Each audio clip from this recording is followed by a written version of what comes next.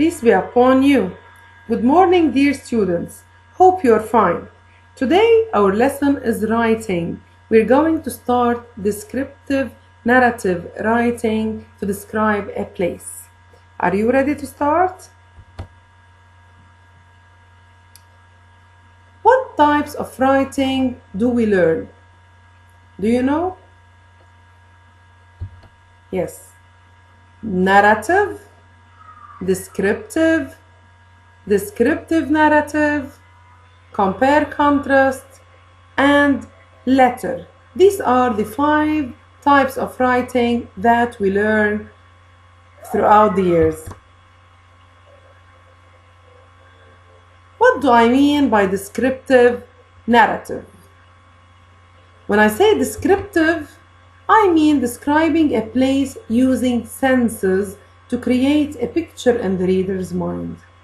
When I say narrative, it means narrating the events that took place or telling what happened. So a descriptive narrative should be describing the place and narrating events that took place.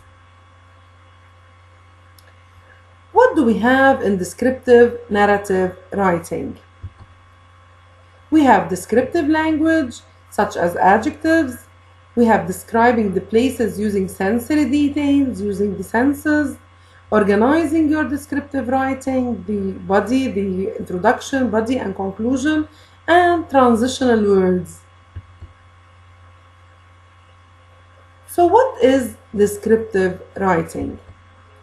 Descriptive writing describes a person or place. It creates a picture in the reader's mind. It is painting a picture with words and paying close attention to the details by using the 5 senses that are sight, smell, taste, hearing, and touch. So these are the 5 senses: sight, hearing, smell, taste, and touch.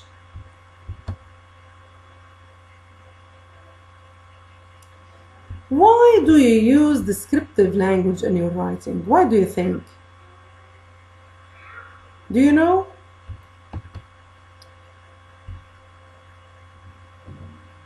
Let's look at the following picture and you will find out the answer. If I look at this picture, what do I see?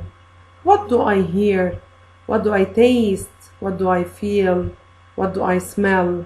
So here I'm using my senses. The sensory details will let the reader have a picture in his mind about what I'm describing. So I use descriptive language, I use the senses in order to form or draw a picture in the reader's mind, as we've just said.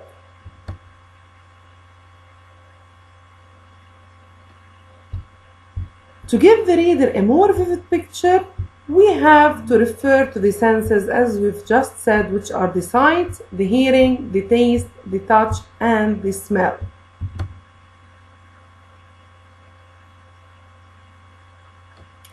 A successful description uses vivid vocabulary, including colorful adjectives and a lot of descriptive details. So in order to have a very good description, you should use adjectives, many adjectives, different adjectives, and details using the senses, descriptive details, in order to help the reader figure out the place or the person or whatever you are describing in his mind. Let's remember together, what is narrative writing? Narrative writing tells a story. You are narrating. It includes plot, events, the conflict or the problem, the resolution, how did the story end up, the setting, which is the time and the place, the characters, and sequence. I have sequence of events. To write a descriptive narrative essay, I have some steps that I should abide by. Number 1, brainstorm your description. Think about the following questions. Where is the place? What does it look like? What is special or interesting about it? What can you do there? What is your opinion about the place? Do you recommend people to visit it? First of all, I should brainstorm. I should have some ideas and put them aside. Step number 2, you should structure your essay. Structure your essay means think of how you're going to divide it. You have the introduction, the body, and the conclusion. First, we start with the introduction. In the introduction, I should write a catchy sentence, which is the hook that grabs the reader's attention. This statement or the hook should be very catchy in order to let the reader get interested in reading your essay. Then you should explain where the place is and summarize the reason for choosing this place. For example, an unforgettable day at the beach. In the summer, I had 2 months to rest, relax, and enjoy the sunshine. A beach trip with the family and friends to spend a peaceful day was the best choice. Unexpected things weren't likely to happen then. So this is a model of an introduction. In this introduction, I started with a title, and the title, as we know, should be capitalized unless the prepositions, the articles shouldn't be capitalized unless they are at the beginning of the title. Second, I should have a topic sentence or the hook or the catchy sentence that's going to grab the reader's attention. So here I said in brief where is the place. I have a hook which will grab the reader's attention, and this sentence shows that I'm going to write a narrative also. So descriptive and narrative. Then I have the body. The body contains in a descriptive narrative paragraph 2 paragraphs. It's composed of 2 paragraphs. These paragraphs give more information about the place using the sensory details. I should use the sensory details, and I should narrate the events that took place. What did you do there? With whom did you go? So the body paragraphs should be composed of paragraph 1, body 1, and body 2. Let's read this model. Body 1 is the descriptive. So I started with the introduction, which contains the hook. Then body 1 is the descriptive paragraph. Let's read this model. It was a sunny, hot day as we drove to the beach, hoping we would have a relaxing day. There we saw very clear water and bright sand. We also smelled the salty scent of the gentle and cool summer breeze. We jumped in the cold water and our bodies felt relieved from the sun. After a couple of minutes, we walked back on shore, our feet touching the warm golden sand, smelling the fresh, fragrant palm trees. I reached the beach. So, as you noticed, some words are in red. Why do you think? What are these? Do you have an answer? I'm quite sure you guess. So here, sunny, hot days, feeling, showing the feeling. So, very clear, sight, these are the senses. I smelled, the smell. Salty, which is taste. Cold water, feel. Touching the warm golden sand, also feeling, and smelling the fresh, fragrant, smelling. So, did you notice how I used my 5 senses? Still missing the sight, feel, smell, taste. All of them are done. So, I used my 5 senses in order to draw a picture in the reader's mind. In body paragraph 2, I have the narrative paragraph, which is narrating or telling the story of what happened. Let's read it together.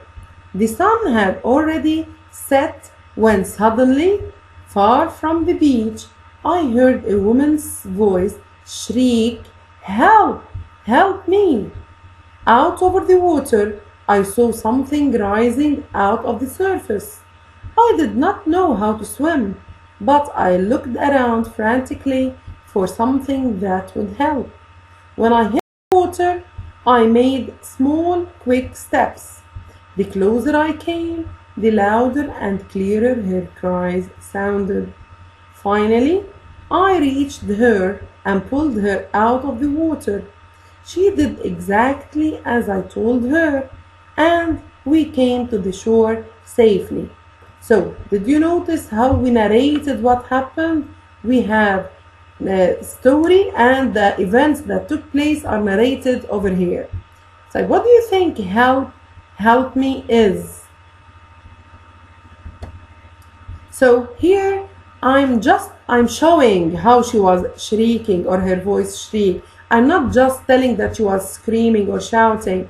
I'm showing. And finally is a transitional used to show sequence. At last, I should end up my essay with a conclusion in which I should write my opinion, feelings, why you or other people like it.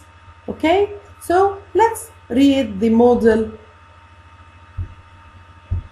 At the end of the day, my hands were as hard as rocks from swimming. Here I'm using descriptive language also.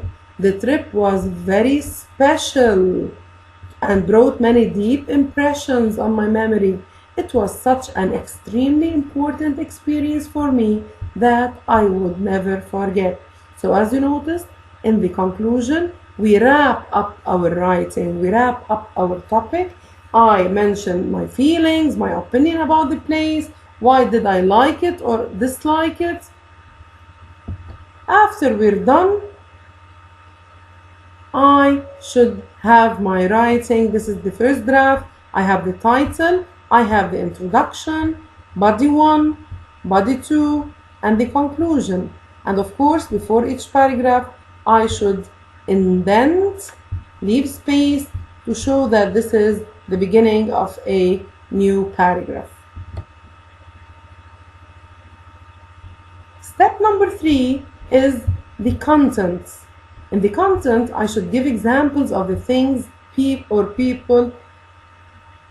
people can do in this place, why this place is interesting or important, and I should use a range of adjectives to describe size, appearance, atmosphere. So I should have these in the content in my writing. Step number 4 is to write a first draft as we've just done. And step number 5, check your work. Have you followed the plan? Have you checked it for mistakes? Have you used a variety of adjectives to describe the place? So I should check these in my writing.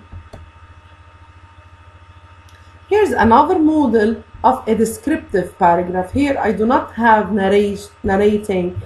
I just have a descriptive model. I start with an introduction, then I have the descriptive paragraph, and then I end up with a conclusion. And of course, I use the sensory details in my paragraph. Pause the video for 2 minutes, read it, and come back to continue our lesson. Okay, after we're done,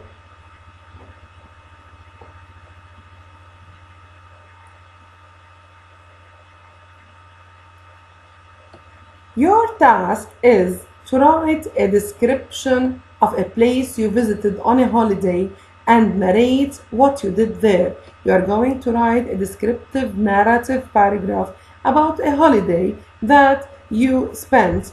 It could be at the beach, in a park, on a river, picnic with the family, snow trip. You are going to choose a place where you visited on a holiday and you are going to describe the place using the sensory organs as we've just done. And second paragraph, you're going to narrate what did you do there, with whom, what activities you did, were you happy or not, and conclude your writing with your feelings, your opinion, would you like others to visit, etc. Okay? Here's a list of some adjectives to describe places you can benefit from, such as alive, amazing, beautiful, incredible, interesting, modern, ancient, impressive, dazzling. This is a list of adjectives that are interesting and nice to use in your writing.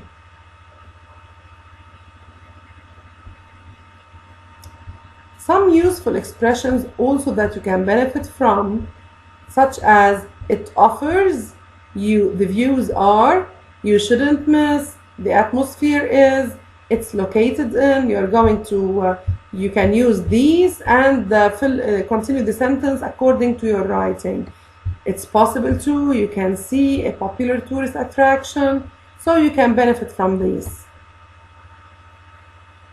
And of course, your writing should contain transitional words such as first, meanwhile, during, before. These are to show time. To add information, you can use in addition, next, one reason, for example. To conclude your writing, finally, therefore. Remember to check your description before you hand it in for spelling, grammar, vocabulary, punctuation, and structure. The checklist that you should abide by when you finish your writing: did I use adjective words that describe the place? Did I use useful expressions from the list given? Did I use transitional words and phrases? Did I write an interesting title? Did I start with a hook that will grab the reader's attention? So fill in this checklist in order to check that you did all these. You're going to be a wonderful writer. See you soon. Have a nice day.